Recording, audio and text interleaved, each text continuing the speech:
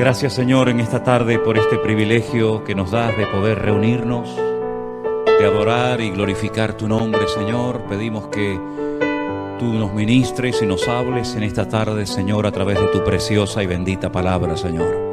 Gracias por esta nueva oportunidad. Recibe hoy tú toda la gloria y la honra, Señor, en el nombre de tu amado Hijo Jesús. Amén. Y amén. Gloria a Dios. Pueden tomar asiento, mis hermanos, en esta tarde. Aleluya. Gloria al Señor.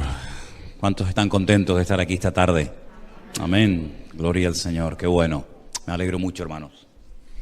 Bueno, vamos a pasar en esta tarde a estudiar la palabra del Señor y vamos a tocar un tema que yo creo que es de vital importancia y más en estos tiempos en los que ha de vivir.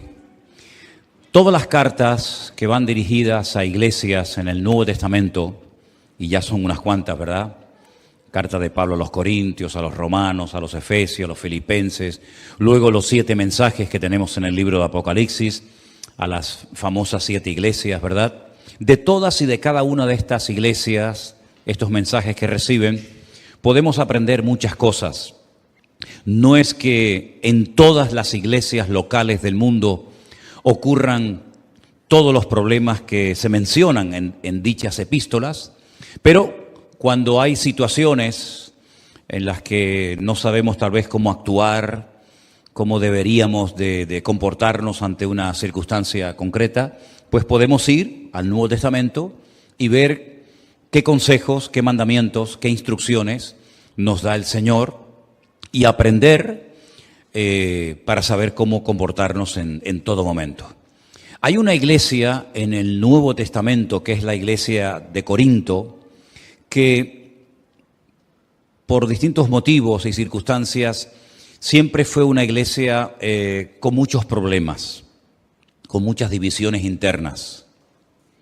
Y no es que no fuera bien fundamentada, porque la Biblia nos enseña que Pablo estuvo en esta ciudad aproximadamente unos 18 meses. Y no me digan a mí que Pablo no hizo un buen trabajo. Por supuesto que lo hizo. Además, él contaba con la ayuda de aquel matrimonio que le aportó tanta ayuda y tanto apoyo en su ministerio, como fue Priscila y Aquila. Después de marcharse él de pastorear la iglesia, apareció por allí un hermano, un predicador, que la Biblia habla muy bien de él, Apolos, un hombre que dice que era ferviente de espíritu y poderoso en las Escrituras. Es decir, que el problema de la iglesia de Corinto no era que tuvieron un pésimo o un mal liderazgo o habían recibido una mala enseñanza, en absoluto, más bien todo lo contrario. La iglesia de Corinto, los hermanos que se congregaban en esa congregación, habían venido de la idolatría, del paganismo. La inmensa mayoría de los miembros de la iglesia no eran de origen judío, por lo tanto, antes habían sido idólatras.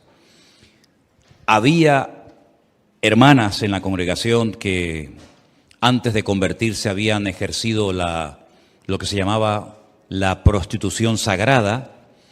De ahí que Pablo a esa iglesia le diga a las mujeres que se pongan un velo, que se cubran la cabeza, porque la señal de que una mujer en Corinto, en algunos templos estaba o había practicado la prostitución, es que se rapaban el pelo.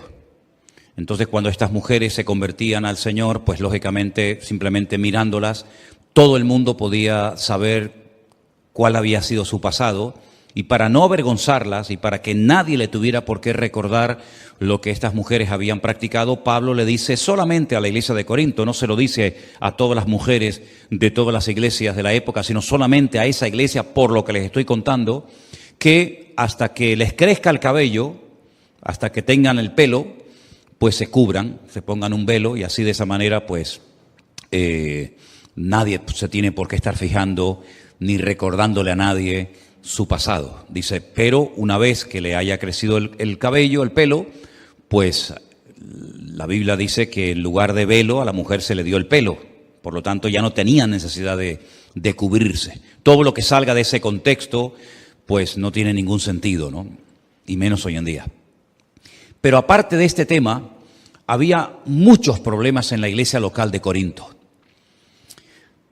La Santa Cena, lo que se conoce en aquel tiempo como una especie de ágape, una especie de fiesta, de celebración, pues también había problemas porque no era como nosotros hoy en día, que le repartimos a cada uno su copita y su trozo de pan, sino que se hacían unos banquetes, se hacían unas fiestas, unas celebraciones tremendas en las iglesias, y había gente pudiente, gente con dinero, con recursos, que llevaba mucha comida, mucha bebida a los lugares donde se reunían, y otros hermanos menos pudientes, pues no llevaban prácticamente casi nada. Incluso llegaron, en algunas ocasiones, algunas personas, miembros de la iglesia de Corinto, a embriagarse, a emborracharse dentro de los cultos, dentro de la iglesia. Y otros tantos problemas. Seguramente Pablo le escribió a la iglesia de Corinto más de una carta. Nosotros solamente tenemos 2 en el Nuevo Testamento. La conocemos como Primera de Corintios y Segunda de Corintios. Pero él hace referencia a otras cartas que no las tenemos en el Nuevo Testamento. Pero las 2 cartas que tenemos nos van a dar mucha información sobre el estado espiritual de dicha congregación. Quiero invitarles, por favor, si han traído su Biblia en esta tarde, que vayan abriendo en Primera de Corintios el capítulo 3. Por favor, Primera de Corintios capítulo 3. Vamos a analizar algunas características de esta iglesia, y mientras estoy exponiendo el tema de esta tarde, que lo hemos titulado Cristianos Carnales, usted pregúntese a sí mismo si usted cumple con estas características o no. Espero que no. Voy a comenzar a leer a partir del versículo 1. Primera de Corintios capítulo 3, a partir del versículo 1 en adelante. La palabra del Señor dice así: de manera que yo, hermanos, no pude hablaros como a espirituales, sino como a carnales, como a niños en Cristo. Os di a beber leche y no vianda, porque aún no erais capaces, ni sois capaces todavía. Porque aún sois carnales, pues habiendo entre vosotros celos, contiendas y disensiones, ¿no sois carnales y andáis como hombres? Porque diciendo el uno, yo ciertamente soy de Pablo, y el otro, yo soy de Apolos, ¿no sois carnales? ¿Qué pues es Pablo y qué es Apolos? Servidores por medio de los cuales habéis creído, y eso según lo que a cada uno concedió el Señor. Versículo 6, yo planté, Apolos regó, pero el crecimiento lo ha dado Dios. Así que ni el que planta es algo, ni el que riega, sino Dios que da el crecimiento. Y el que planta y el que riega son una misma cosa, aunque cada uno recibirá su recompensa conforme a su labor. Porque nosotros somos colaboradores de Dios y vosotros sois labranza de Dios, edificio de Dios. Conforme a la gracia de Dios que me ha sido dada, yo como perito arquitecto puse el fundamento y otro edifica encima, pero cada uno mire cómo sobreedifica. Porque nadie puede poner otro fundamento que el que está puesto, el cual es Jesucristo. ¿Cuántos dicen amén? Gloria a Dios. Pablo, lógicamente, cuando le escribe esta carta a la iglesia, no está en la iglesia. Si no, no tendría ningún sentido escribirle una carta a una iglesia estando él presente. Pablo ya está en otra población. Pablo tenía la costumbre de establecer iglesias, nombrar pastores y ir recorriendo diferentes zonas, diferentes lugares, pues para seguir estableciendo iglesias y extendiendo la palabra del Señor. Le llega un informe a Pablo procedente de una familia donde le informan, donde le dicen que en la iglesia de Corinto han surgido una serie de divisiones internas, que la iglesia no anda bien, hablando claramente. Entonces Pablo les escribe una carta que podría ser la segunda que les escribe, y la segunda sería la tercera, ¿verdad?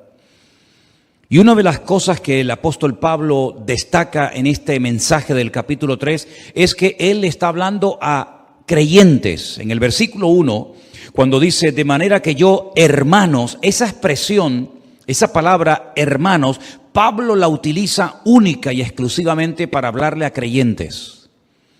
No es una palabra que Pablo utiliza para dirigirse a todo el mundo. No, cuando él habla de hermanos, habla de gente convertida. Habla de miembros de la iglesia de Corinto. No habla a la gente de la calle que no conocen el evangelio ni han tenido un encuentro personal con Cristo. Cuando él dice hermanos, se está dirigiendo a los miembros de la congregación, los que han entendido el evangelio, los que ya llevan tiempo congregándose en esa iglesia. Por lo tanto, esto es muy importante, porque lo que a continuación les va a decir Pablo va dirigido única y exclusivamente a creyentes, no a inconversos. No a gente que no ha entendido el evangelio, sino a creyentes, cristianos, seguidores de Cristo. Y a esos hermanos de esa iglesia les dice, yo no pude hablaros como a espirituales, sino como a carnales, como a niños en Cristo. Si os dais cuenta, Pablo habla de dos tipos de creyentes. Creyentes que los llama él espirituales y creyentes que los llama, como dice aquí, carnales. Y también utiliza la palabra o la expresión niños en Cristo. Busqué la palabra carnales. Saben que el Nuevo Testamento se escribió en griego. Y la palabra que utiliza Pablo cuando habla de carnales es esta que veis ahí en la pantalla. Sarquicos. Y la traducción literal de esa palabra sería mundanos. Mundanos. Es decir, no se estaban comportando los hermanos, los cristianos, los creyentes de la iglesia de Corinto como creyentes, sino como auténticos mundanos, carnales, dice aquí esta versión Reina Valera. En otras palabras, el mundo todavía domina vuestro comportamiento, el mundo todavía domina vuestra forma de hablar, vuestra forma de comportaros, etcétera, etcétera. Claro, la pregunta que nos hacemos a estas alturas, ¿no? Bueno, ¿pueden haber hoy en día en las iglesias cristianos carnales, mundanos, niños en Cristo? ¿O era algo que solamente ocurría en el tiempo de los apóstoles, pero que ya hoy en día, después de tanta enseñanza, después de tanto tiempo, esto ya como que ya no nos afecta a nosotros? No sé qué opinan ustedes, pero mis queridos hermanos, hubo en el pasado cristianos mundanos o carnales, los hay en la actualidad y los seguirán habiendo siempre. Personas que se congregan, personas que leen la Biblia, personas que a lo mejor hasta se han bautizado, personas que participan de la Santa Cena, personas que llevan años congregándose en iglesias, pero que son mundanos. Son personas que no han terminado de romper con el sistema de valores del mundo. Son personas que en la iglesia son una cosa y en el mundo o en la calle, cuando nadie los ve, son otra completamente diferente. Incluso a veces hasta dentro de la misma congregación se comportan como si estuvieran con mundanos o con inconversos. Y Pablo dice que a ese tipo de creyentes no cuestiona su conversión, lo que sí está cuestionando es su madurez, su estabilidad, su firmeza en el Señor, su santidad. Dice que no, a ese tipo de personas no se le puede hablar en términos espirituales. Fijaros cómo una persona por su falta de madurez o de desarrollo en el Señor puede verse limitado a la hora de recibir enseñanza profunda en el Señor. A Pablo estoy convencido de que le hubiera gustado muchísimo hablarle mucho más profundo, darle una enseñanza mucho más profunda a los hermanos de Corinto, Pero dice, no pude hablaros como a espirituales, sino como a carnales, como a niños en Cristo. En esta misma epístola, pero más adelante en el capítulo 13, el apóstol Pablo dice, cuando yo era niño, hablaba como niño, pensaba como niño, juzgaba o me comportaba como un niño. Mas cuando ya fui hombre, dejé lo que era de niño. Son las distintas etapas de la vida. No se le puede pedir a un niño pequeño que hable, que se comporte, que actúe como un adulto, ni tampoco se le puede pedir a un adulto o se espera de un adulto que se comporte como un niño, porque cada etapa, cada edad de la vida, pues lleva unas características, ¿no? Y el apóstol Pablo dice que estos hermanos de la iglesia de Corinto no habían madurado. Los llama mundanos, sarquicos, es la palabra griega que aparece, carnales, niños en Cristo. Dice que les daba leche, que es lo que comen los niños, no alimento sólido, vianda, porque no eran capaces, ni sois todavía en el momento actual, en el momento de recibir la carta, todavía no habían madurado. Dice, sois carnales, se lo vuelve otra vez a repetir. ¿En qué se basaba Pablo para hablar con tal contundencia a la iglesia? ¿En qué se basaba Pablo? ¿Qué observaba en ellos para llamarles niños, carnales, mundanos? Bueno, ahora lo dice. Hay entre vosotros, versículo 3, celos, contiendas y disensiones. Es decir, la forma como ustedes se están comportando dentro de la iglesia, no digo fuera, sino dentro de la congregación, es una forma típica de un mundano. Son las características típicas de una persona carnal, una persona celosa, envidiosa, que crea divisiones, que hace grupitos, ¿verdad? Que menosprecia a unos en favor de otros, contiendas, disensiones. Es decir, todos creo que tenemos en nuestra casa uno o varios espejos, ¿sí o no? ¿Cuántos tienen espejos en sus casas? Todo el mundo, ¿no? Algunos no pueden vivir sin un espejo, ¿a qué no? Se miran 40 veces en el espejo a lo largo del día. ¿Qué es lo que refleja el espejo? Lo que le pones delante. No te enfades con el espejo si te ves gordo, si te ves viejo, si te ves arrugado, si te ves demasiado canoso, si te ves... No te enfades con el espejo. El espejo proyecta lo que le ponen delante, ni más ni menos. Hay un espejo en el mundo espiritual en el cual podemos ver nuestra realidad. No lo que me gustaría, sino la realidad mía presente en el momento actual. Y es que mi nivel de madurez se refleja en la forma como me relaciono con mis hermanos en Cristo. Es decir, si tú eres una persona que busca la paz, que no eres celoso, que no eres envidioso, que no te sientes siempre ofendido, una persona que no crea divisiones, ni chismorreos, ni críticas, pues estás demostrando que has entendido lo que es el Evangelio y moverte en paz y en armonía en el cuerpo de Cristo. Si por el contrario reaccionas como estos hermanos de Corinto, de una forma carnal, mundana, hablando mal, pensando mal, criticando, juzgando, cuestionando, etcétera, entonces es el espejo en el que te puedes ver a ti mismo y te puedes ver reflejado y demostrarte a ti mismo de que tal vez lleves mucho tiempo en la iglesia, tal vez lleves mucho tiempo leyendo la Biblia y sepas mucho de la Biblia, pero como persona, como creyente, tú no has madurado, no has crecido, no te has desarrollado, te has quedado estancado en ese nivel de niño y te comportas como un niño. Te comportas como un niño, hablas como un niño, piensas como un niño, reaccionas como un niño, y todo eso es la evidencia más que clara de que no ha habido madurez, desarrollo en tu vida.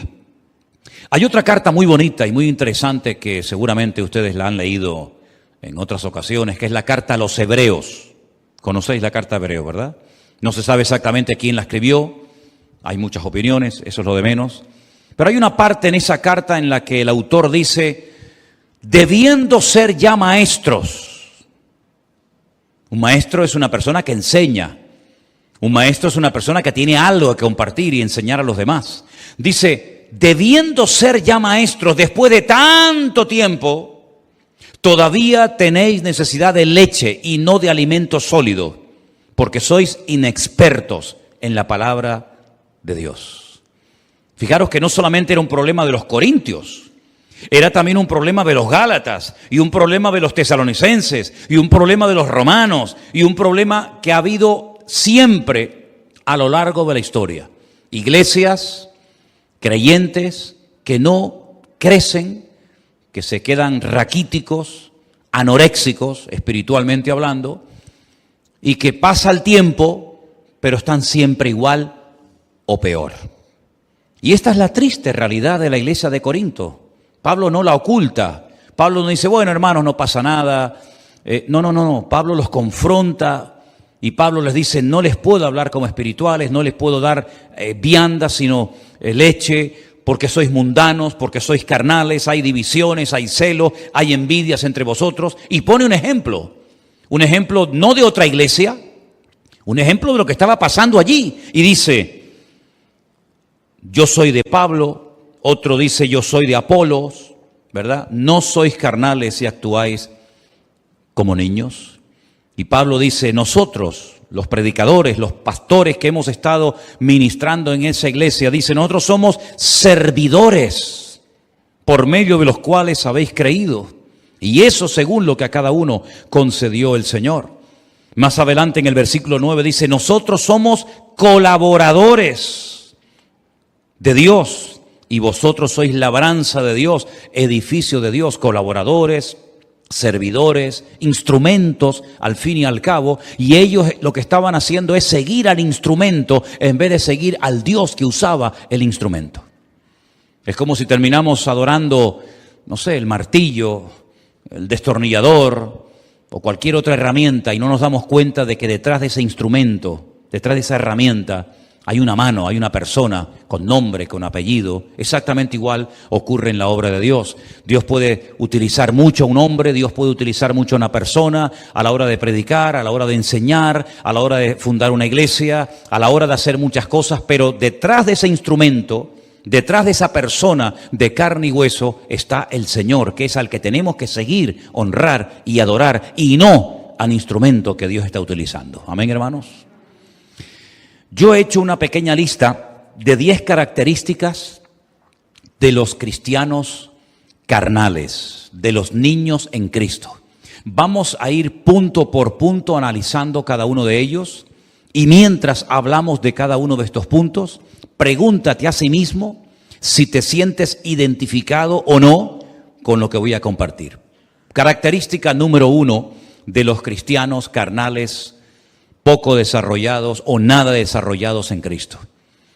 Se mueven por emociones y sentimientos. Quiero que todos juntos leamos este primer punto, por favor. Se mueven por emociones y sentimientos. ¿Es malo emocionarse o expresar algún tipo de emoción o de sentimiento? No. Dios nos ha creado con la capacidad de llorar, de reír, de emocionarnos, pero las emociones y los sentimientos pueden ser traicioneros, porque son fluctuantes, son cambiantes. No sentimos lo mismo ahora que cuando teníamos 14 años o cuando teníamos 8 años. No sentimos lo mismo todos los días de nuestra vida, ni nos emocionan, ni nos atraen siempre las mismas cosas que a lo mejor hace años sí. Porque vamos cambiando, vamos progresando, ¿verdad? Y no es lo mismo un niño lo que siente, por lo que se emociona con sus juguetes, con sus amigos, que un hombre, una mujer ya casada, con familia, con hijos, ¿verdad? Los sentimientos son fluctuantes, son cambiantes. Y el creyente no puede ser fluctuante. Ahora creo muchísimo, mañana no creo nada. Ahora leo muchísimo la palabra de Dios, mañana no quiero saber nada de la Biblia. Ahora voy a la iglesia y amo al Señor y quiero servir al Señor. Dentro de 15 o 20 días ya no me quiero congregar más porque no me hablaron, no me saludaron, no me llamaron, no sé qué, no sé cuánto. Eso es el peligro de dejarse llevar o guiar o pastorear por sentimientos y por emociones. Y este tipo de creyentes, poco maduros, poco estables, poco o nada firmes en el Señor, son gente emocional. Gente que los ves un día y se quieren comer el mundo. Y al poco tiempo ves que el mundo se lo comió a él. Son gente emocional, gente fluctuante, son personas manipulables, son personas que no tienen estabilidad en el Señor. Y hoy en día, si algo necesitamos los cristianos, es estar bien firmes y estables y constantes en las cosas del Señor. Amén, hermanos. Porque el mundo cambia tan rápido. La vida que estamos llevando hoy en día hace poco tiempo atrás era completamente diferente. Y la vida cambia continuamente, pero el Señor permanece para siempre. Porque Él es el mismo ayer, hoy y para siempre. ¿Cuántos dicen amén? Segunda característica de los niños en Cristo, de los cristianos carnales, no aceptan un no por respuesta. Ni de Dios, ni del hombre. Siempre quieren salirse con la suya, como los niños, ¿verdad? Como le digas al niño, no hay más caramelos. Tercera Guerra Mundial. Se te tira al suelo. Bueno, los nuestros no, porque son santos, ¿no? Pero a veces vemos por ahí cada escena que yo digo, madre mía, increíble. Y al final la madre cede y le dice, bueno, toma, para que se calle. Ya ganó el mocoso. Cuando tenga unos cuantos años más, te va a pasar factura. El no haberte sabido posicionar y mantener el no. No dice la Biblia, sea vuestro no, no, y vuestro sí, sí. Pues por algo lo dirá la Biblia, ¿verdad? No aceptan un no por respuesta, siempre se quieren salir con la suya. Dicen, no, eso no se puede hacer, hermano. Ya se enfadan, ya se ponen con la cara larga. Ya les cambia el semblante, como a Caín, ¿se acuerdan? Dice que a Caín le cambió el semblante porque no aceptan un no, ni de parte del pastor, ni de parte del padre, ni de parte de la madre, ni de parte de Dios, ni de parte de nadie. Porque son caprichosos, consentidos. ¿Y qué dice el libro de Proverbios? Que el niño consentido avergonzará a su padre y a su madre. Y el cristiano carnal es una persona que siempre se quiere salir con la suya. Yo quiero esto, y si no me lo dan, pues me voy a otra iglesia donde sí me lo van a dar. Nada más entrar sin conocerme de nada. Tremendo, ¿no? Tercera característica, hacen las cosas para ser vistos, generalmente. No pueden pasar desapercibidos, no saben estar quietos, no saben estar ahí sentaditos. Siempre tienen que salir en todas las fotografías. El yo siempre está por delante. Yo no sé qué, yo no sé cuánto, el yo y el yo. ¿Y qué dijo el apóstol Pablo hablando del ego o del yo? Ya no vivo yo, mas vive Cristo en mí. El niño siempre quiere controlar la conversación, donde están los abuelos, donde está la tía, donde están los hermanos. El niño siempre quiere llamar la atención. Y el niño en Cristo exactamente igual. Cuarto lugar, el niño en Cristo, la persona inmadura en Dios, se ofende fácilmente. ¿Saben por qué? Porque espera recibir de la gente algo y cuando no lo recibe se ofende. ¿Cuántas veces yo les he enseñado y les he dicho, hermano, escúcheme bien, si usted no se quiere sentir ofendido, nunca, no espere nada de nadie. Como usted espere algo, lo que sea, de alguien y no se lo da, no lo recibe, se va a sentir mal. No espere nada de nadie, pero de Dios espere lo que el Señor tenga preparado para usted. Pero el niño en Cristo, la persona inmadura, se ofende cuando no cuentan con él, cuando no le hablan, cuando no sé qué, porque son personas que siempre intentan destacar por encima de los demás. No saben pasar desapercibidos y cuando se les dice que esperen o que oren o que busquen al Señor y que no se precipiten, que no actúen precipitadamente por impulsos, por emociones o sentimientos, se ofenden. Algo que también hemos leído en esta tarde, punto número 5, es que son celosos. Usted no es celoso, ¿verdad? ¿Usted es celoso? ¿Es celosa usted? Los cristianos no tenemos que ser celosos. Si Dios usa a este hermano más que a mí, yo me voy a gozar de que el Señor esté usando a mi hermano más que a mí. Y si el Señor bendice y prospera más a mi hermano que a mí, yo me voy a gozar con la bendición de mi hermano y no voy a tener celos ni envidia de él, sino más bien todo lo contrario. Pero son celosos porque tienen miedo a perder su posición, tienen miedo a perder su sitio.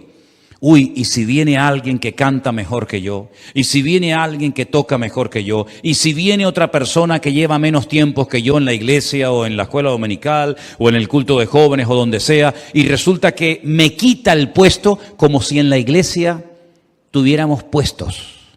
El único que tiene su puesto y su lugar garantizado es nuestro Dios. ¿Cuántos dicen amén? Porque algo muy importante que he aprendido en el reino de Dios, que no hay nadie imprescindible, pero el creyente inmaduro, el niño en Cristo, el mundano, el carnal, se siente imprescindible. Y el Señor nos ha mostrado 1000 veces que en la iglesia de Cristo no hay nadie imprescindible. ¿Cuántos dicen amén? Se murió Pablo, el apóstol Pablo, una tremenda pérdida. Seguramente muchos hermanos lamentaron que lo ejecutaran en Roma. ¿Qué va a pasar ahora? Nada. La iglesia siguió adelante. Y murió Juan y Santiago y Timoteo. Y murieron todos los apóstoles de Cristo. ¿Y qué pasó con la iglesia? Siguió adelante, no pasó nada. Y vinieron persecuciones, y vinieron herejías, y vinieron personas a hacer daño a la iglesia. ¿Y qué pasó con la iglesia? Siguió adelante. Porque la promesa de Dios es que las puertas del Hades, del infierno, no prevalecerán contra la iglesia. Si no estoy yo, estará otro, y si no está otro, está otro. No pasa nada, el Señor cuida de su iglesia. Y si no es presencialmente, es por internet. Y si no es por internet, no se preocupen ustedes que el Señor es fiel y nunca nos va a abandonar. El único imprescindible en la casa de Dios, en la iglesia, es Él, el dueño, la cabeza de la iglesia. Ni tú ni yo somos imprescindibles. ¿Cuánta gente ha pasado por esta iglesia? ¿Cuánta gente ha pasado? Y la iglesia sigue avanzando, sigue adelante. Porque la iglesia no es del hombre. Una verdadera iglesia, quien la sustenta y quien la cuida es el dueño de la iglesia, que es el Señor Jesucristo. Y si no toca uno la batería, no te preocupes, mañana viene otro. Y si no, no pasa nada. Y si no hay pastor, vendrá otro. Y si no, siempre es así. El Señor nos ha demostrado que al único que tenemos que anhelar que esté siempre es a Él y a su presencia. Un punto muy importante también, el número 7, es que siempre están a la defensiva. Cualquier mensaje que uno predique ya se lo toman, se sienten aludidos, porque siempre están con la escopeta cargada, siempre están con las uñas para afuera, a la defensiva. Esto lo está diciendo por mí, seguro. Yo sé que esto me lo está diciendo a mí.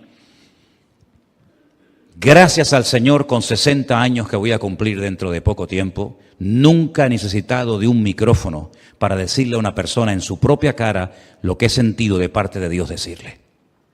No necesito utilizar el púlpito para decirle a usted, hermano y hermana, lo que creo de parte de Dios que le tenga que decir. ¿Cuántas veces, tal vez ustedes no lo saben, porque si no lo digo, ¿cómo lo van a saber? Pero ¿cuántas veces ha terminado un culto y se me han acercado unas cuantas personas y me han dicho, hermano, hoy el mensaje era todo para mí? Hoy el Señor me habló y resulta que hace 10 minutos me lo dijeron 4 personas y él o ella no se habían dado cuenta. Porque la palabra de Dios es para todos. Y cuando un pastor, por lo menos yo no sé lo que hacen los demás ni me interesa, pero yo cuando predico para toda la congregación y que cada uno sea ministrado conforme a la necesidad de su corazón. Y si el Espíritu Santo te ha hablado y te ha sentido aludido, no te ofendas, dile gracias Señor, porque en esta iglesia cada vez que vengo, tú siempre me hablas. ¿Cuántos dicen amén? Yo particularmente, yo he sido muy pocos años miembro de iglesia porque desde muy joven estoy predicando. Casi de los 17, 18 años estoy predicando y pocas veces he sido miembro de una iglesia. Pero si yo tuviera que elegir una iglesia para mí, para mi familia, jamás me congregaría en una iglesia donde no me sienta aludido.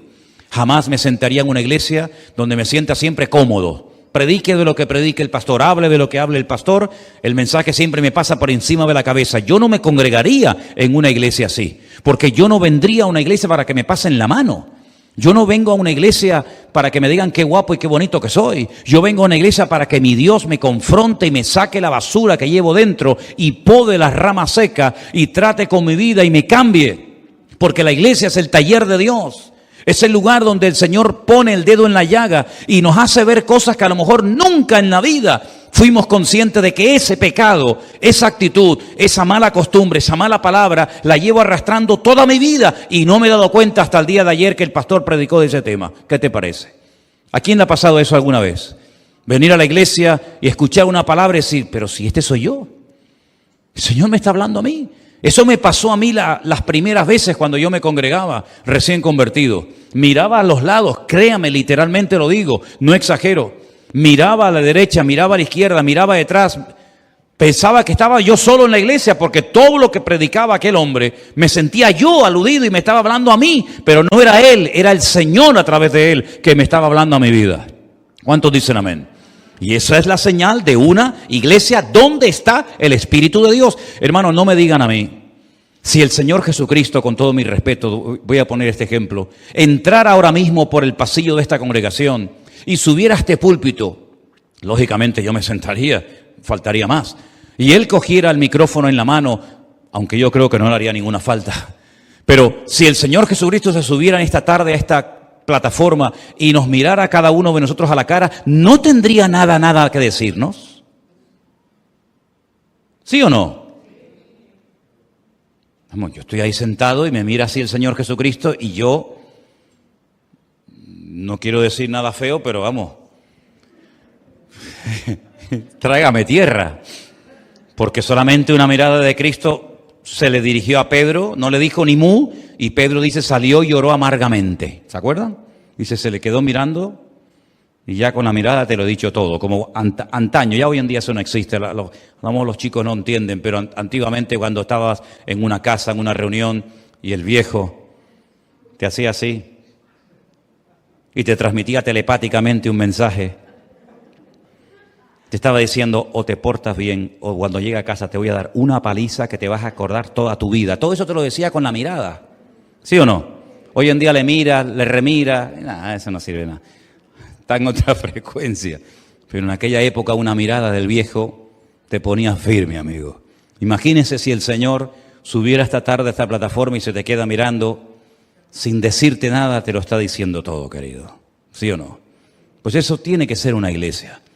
No como aquellos que decían, nos hemos enriquecido, no tenemos necesidad de nada. Y dice el Señor, he aquí yo estoy a la puerta y llamo, si alguno oye mi voz y abre la puerta, entraré a él, cenaré con él y él conmigo. Habían empezado el culto y habían dejado al Señor fuera, metafóricamente hablando, ¿verdad? Habían empezado la reunión, el culto, la alabanza, la predicación, y la presencia del Señor no estaba. ¿Cómo puedo yo saber si en una congregación está o no está la presencia de mi Señor? Porque yo me siento aludido, como si el Señor literalmente me estuviera mirando a la cara, me sentiría tremendamente aludido. Pues en una iglesia, cuando se pone la palabra de Dios, la palabra siempre hablará y tocará nuestros corazones. ¿Cuántos dicen amén? Qué maravilla. Yo lamentablemente, digo lamentablemente porque ya me gustaría a mí poder estar ahí sentado y que me predicara otro y que me enseñara la palabra, pero llevo 40 años prácticamente sin que nadie me predique. Pero qué maravilla tiene que ser venir a la iglesia después de un día de trabajo, cansado o en fin, en las circunstancias que sea y sentarte ahí y decir, ¡wow! ¡Qué maravilla! Se sube a la plataforma, ora, el Señor lo usa, me habla el Señor con su palabra. Eso es una maravilla, ¿sí o no?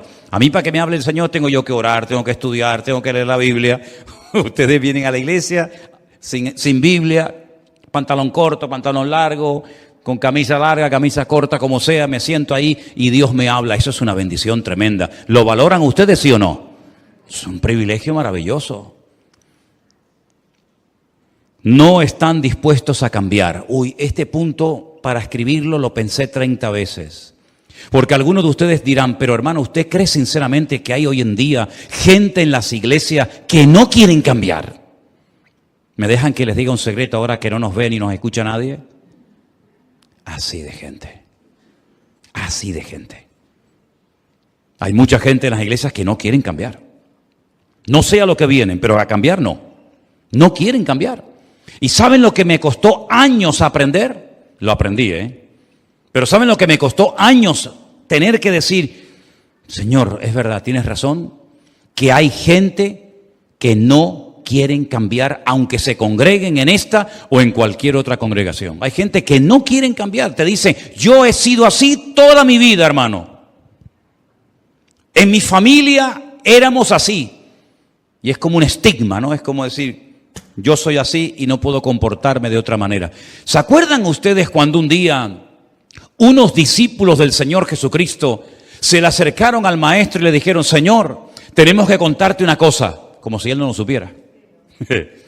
Hemos visto por ahí a uno que echa fuera demonios en tu nombre, pero no es de los nuestros, no es de nuestro grupo de discípulos. Van por ahí echando fuera demonios en tu nombre.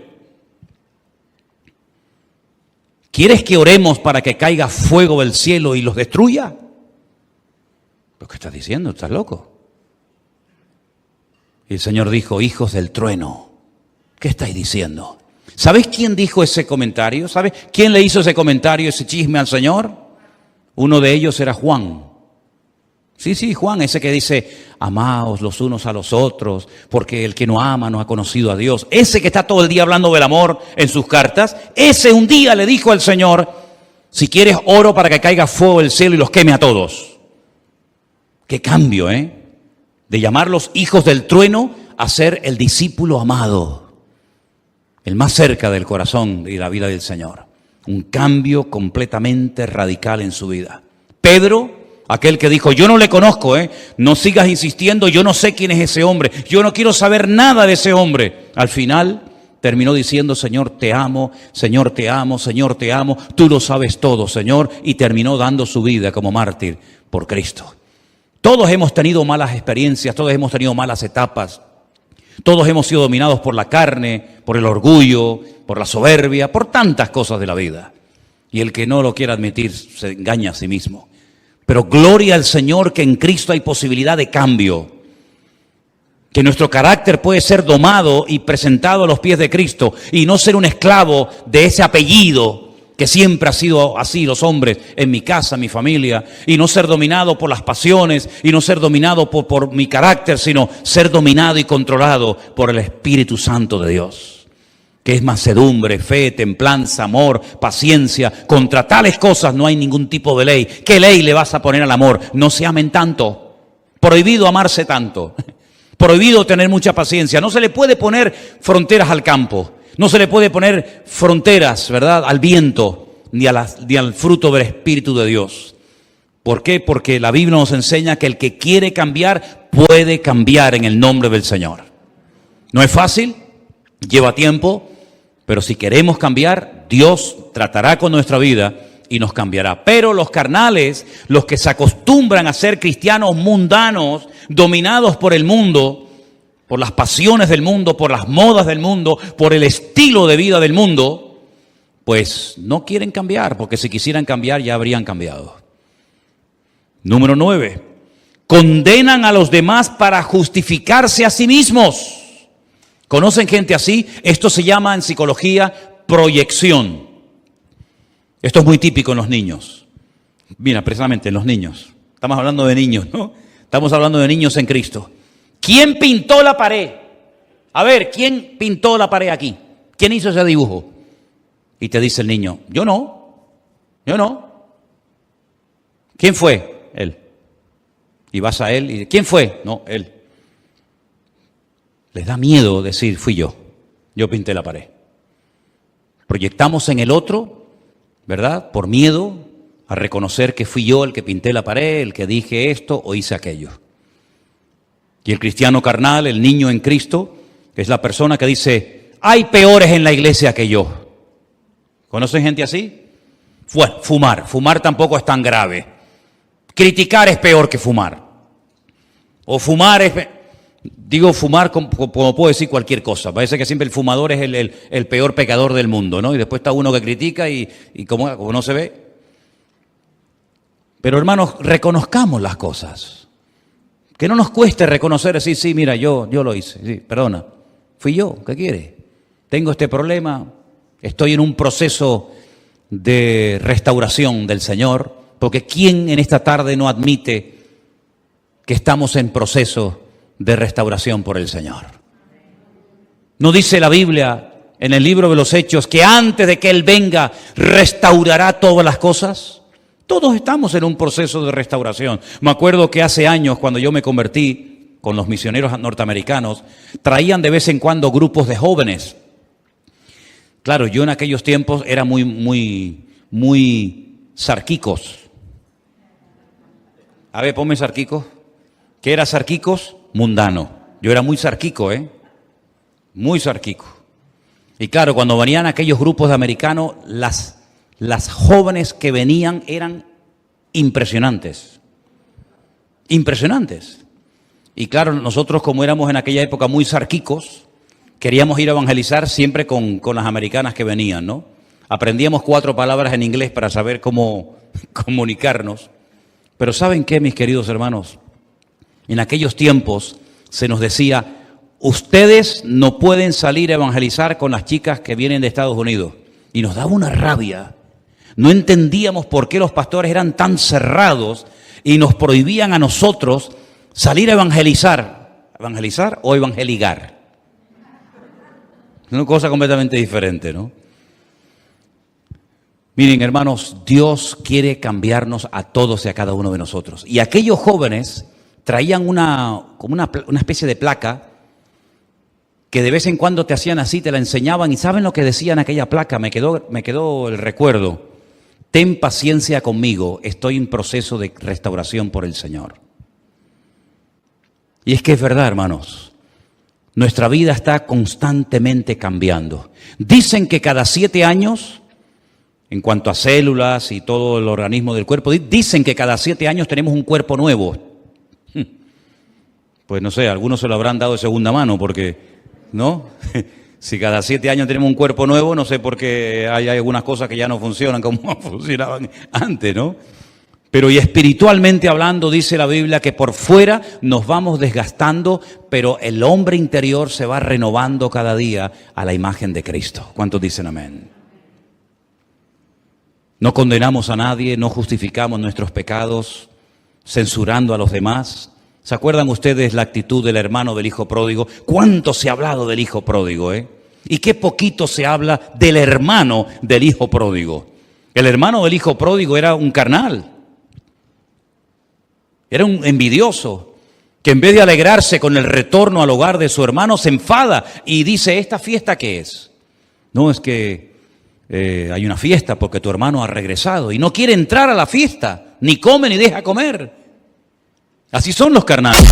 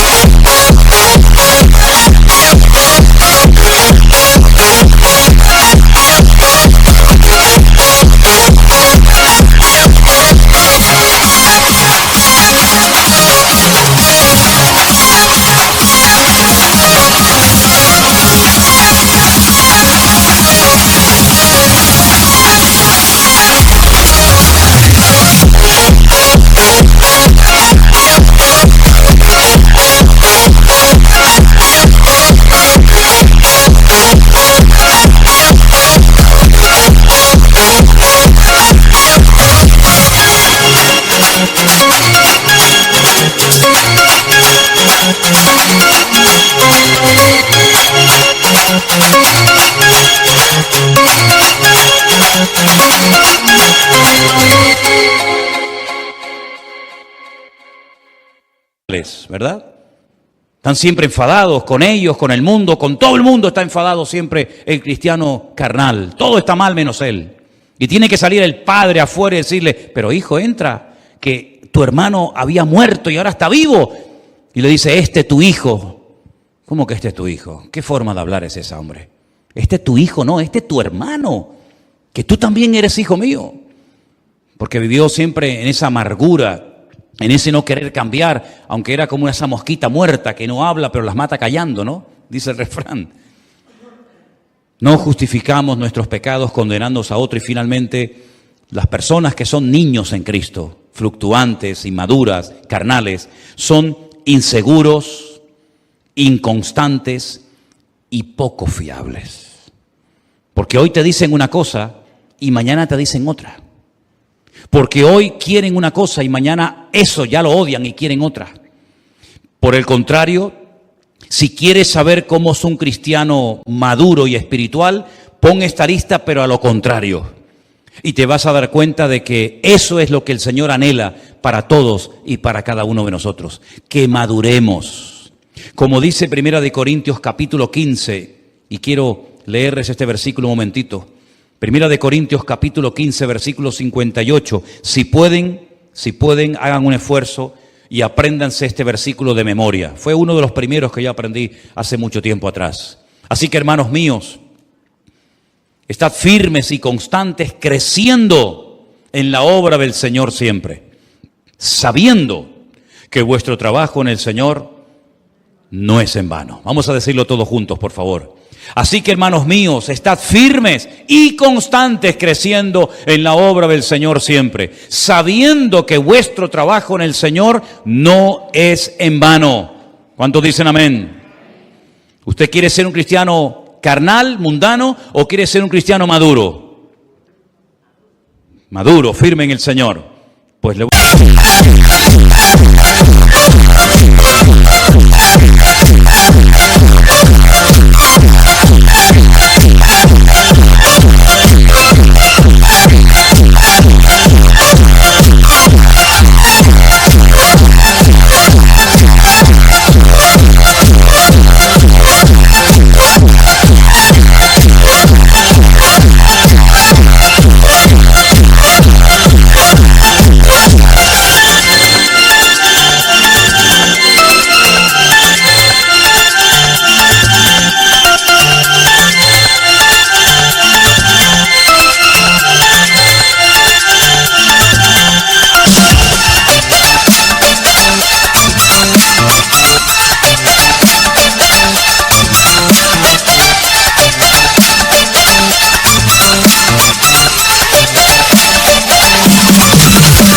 a dar la clave para que usted pueda llegar a ese nivel.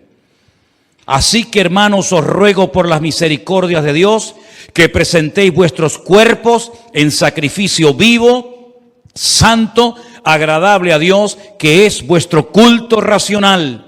No os conforméis a este siglo, sino transformaos por medio de la renovación de vuestro entendimiento, para que podáis comprobar cuál es la buena voluntad de Dios, agradable y perfecta. Es una entrega total cada día al Señor.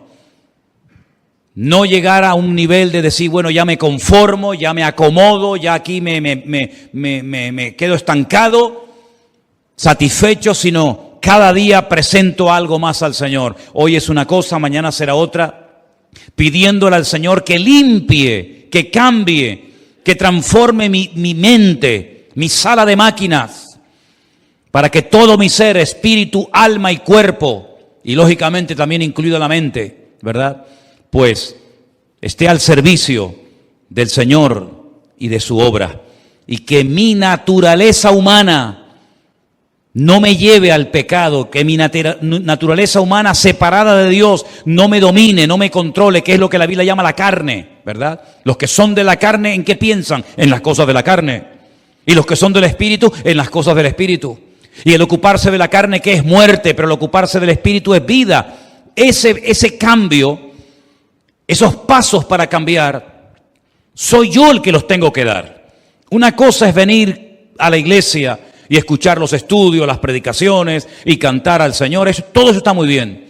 Pero luego hay un trabajo personal insustituible que nada ni nadie puede ocuparlo, sino tú solo.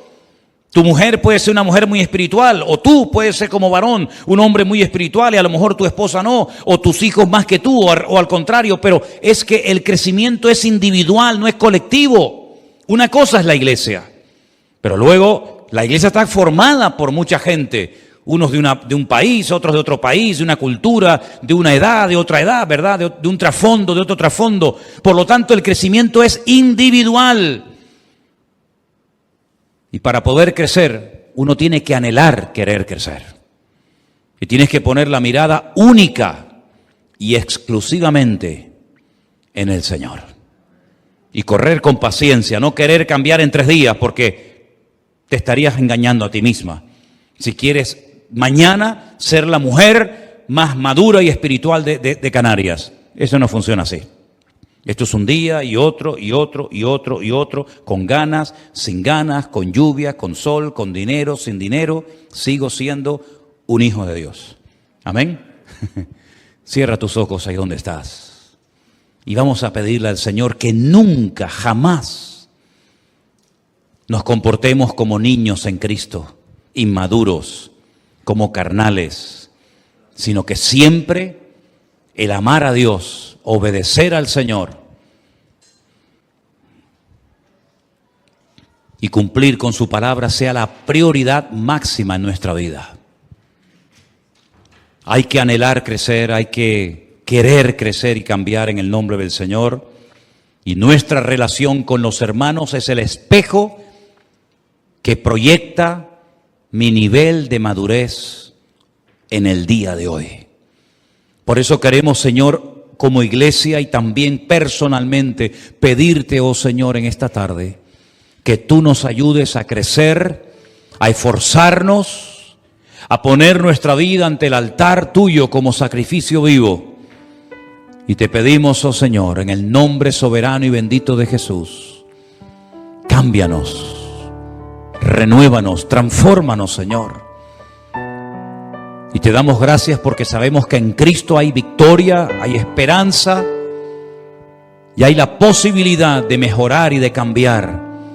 Porque tú que habitas en nosotros puedes producir desde dentro de nosotros ese cambio para que el mundo vea que cuando una persona se pone en las manos de Dios, esa persona puede cambiar para la gloria y la honra del Señor. En el nombre de Jesús. Amén.